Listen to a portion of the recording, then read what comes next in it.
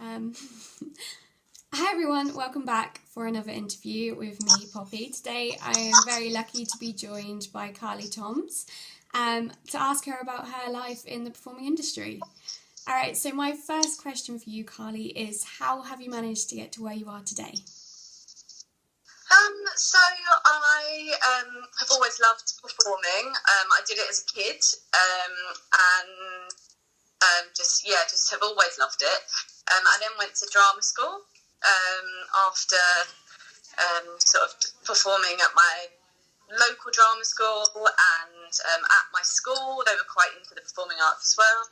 I went to Mountview, and then after that I've just tried to keep working as much as I can and auditioning and just making sure that I just keep trying to perform, really. So, I've done a variety of different jobs, and now I'm doing, at the moment, well, once coronavirus is all over, I'm doing Matilda.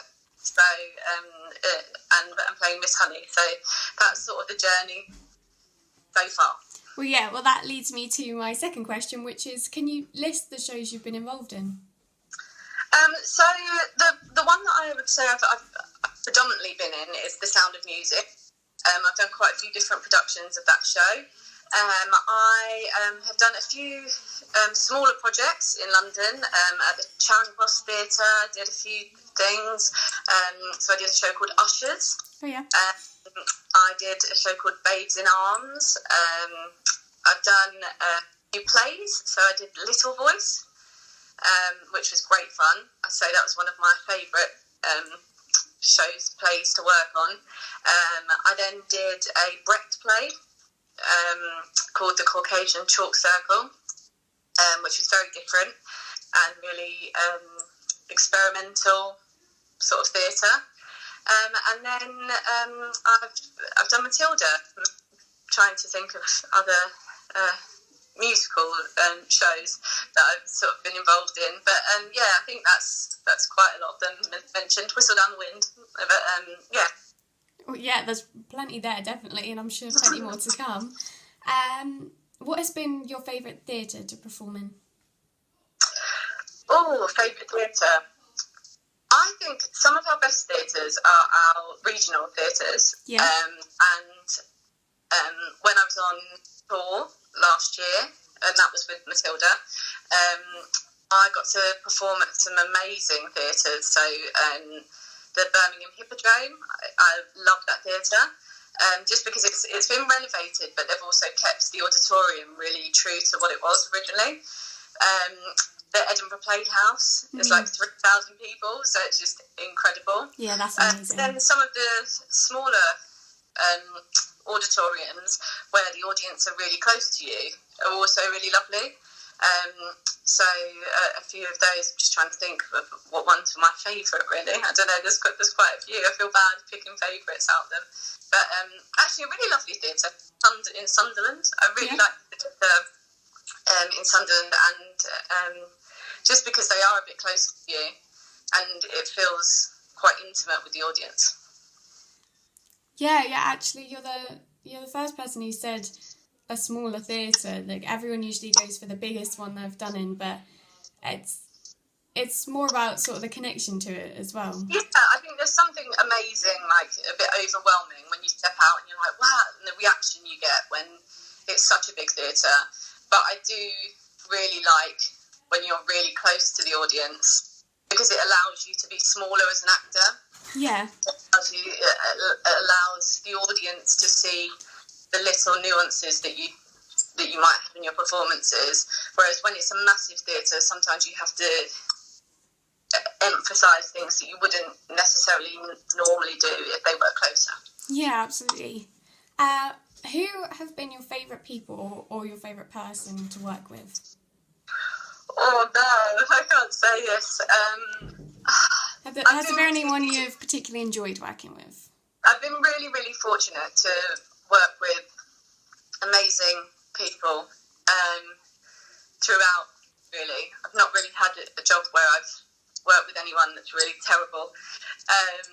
but I'm just trying to think. Recently, I've been really lucky with the guys who've been playing Miss Trunchbull. Mm-hmm. So Craig Ells and Elliot Harper. Yeah. They're just fantastic to work against, to work off of. But yeah, generally, I have a really good friend that I've worked with a few times called Jenna Boyd. Yeah.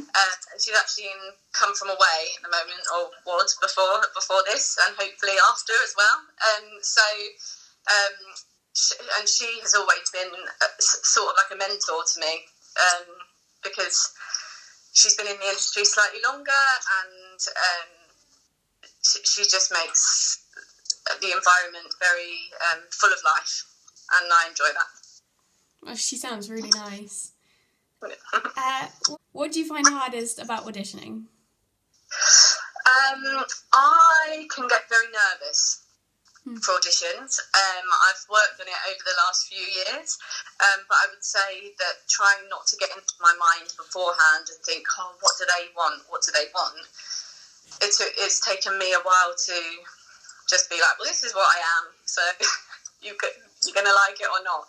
And I think once you start to do that, I hope and I do believe that you come across a lot more genuine, and you do your best work like that when you're not trying to tick boxes, you're just trying to be you. So I think that is something that I've worked on, of trying to really just be comfortable in what I bring and not try and be something not. And I think that's very important. Yeah. My next question is, do you have a life in performing but off the stage? For example, teaching or behind a camera or anything like that? So I haven't taught for quite a while, but during this time I've actually done more teaching, sort of on Zoom and things like that. But I have taught previously. So yeah, I'd say that was my main sort of outside theatre thing. Now and again I do gigs. I would potentially like to do a bit more of that. But yeah, I think that's pretty much sort of how outside of the theatre, how I get involved, really. I really like teaching the younger ones, like the sort of like 5-6 year olds, which I think some people don't really like doing, but I quite like their energy and the craziness that they come up with when you're teaching. And normally I teach acting rather than singing or dance. Yeah, that makes sense. What would you say is your biggest achievement? Biggest achievement? I don't know, I think there's different things that I feel like I've achieved and been proud of for different reasons.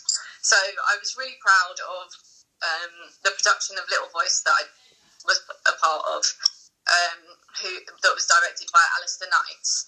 And it wasn't a big production. It was a very small production at the Union Theatre, but it was a chance. I think it was probably the first time that I really thought, I know how I want to play this role, and I felt supported within that cast as well to do that. And I think my confidence grew in that, so I felt like that was a massive achievement. And then I guess getting the role of Miss Honey in the original tour Matilda. Yeah, that's a big achievement.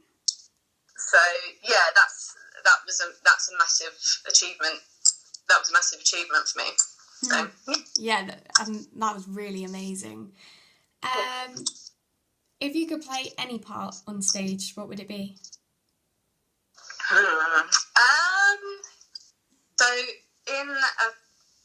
I would love to play Hedda Gabler. Yeah. In Hedda Gabler. I just love that role. I just think she's just like so three-dimensional and exciting, crazy, sad, and just like so much is going on. So I'd love to have a go at that. I would love to in a musical. I think in a good few years, I'd like to try Desiree from Little Night Music. Oh wow, yeah. In a good few years, but or Charlotte as well. I really like, but Little Night Music. I love that musical. And I'd love to have a go at some Shakespeare. Yeah. So I'd love to. So there's a few different roles in Shakespeare plays that I'd like to have a go at. So hopefully in the future that would be something that would potentially come my way. Well, that leads me on to my next question, which is there anything more you still wish to accomplish? I think there's a lot more, to be honest. I think there's, I feel like I just, I'm very happy with where I am at the moment. But I think as an actor, if you want to just keep working and working on different things and challenging yourself. There's a lot of things like working Shakespeare. I would love to do more sort of TV stuff as well. There's really, hopefully after this, I know that the arts are really struggling at the moment, but hopefully once it all settles down, and I hope there's a boom of wanting new writing and things like that. So hopefully being involved in some of that, really. Yeah. But we shall see. You never know. And I think really the aim is just to keep working. And if I keep working, I'll be happy. Well, my last question for you is just simple and quite vast. Do you just have any advice for someone trying to break into the industry? I think just, again, being true to yourself, not trying to fit into brackets. Obviously, you need to know your casting and aware of your casting, but I do think it's important to just not try and fit in boxes too much, because that will happen by itself, just by the nature of everything. So I think, just being true to yourself, working on your confidence, and having patience. Someone said to me when I was 21, like, you need patience. And I was like, I don't, it's now, but actually I really did need patience. And I still try and do that. So just have patience. And if you really want it, just keep going, keep chipping away. Well, thank you so much for interviewing with me. I really enjoyed it. And thanks for asking me. It's nice to meet you. Yeah, and you. Just enjoy the rest of your day, and I really hope that I get to see you in loads of other things in time to come. Oh, thank you very much. That's all right. Thanks. Bye. Bye.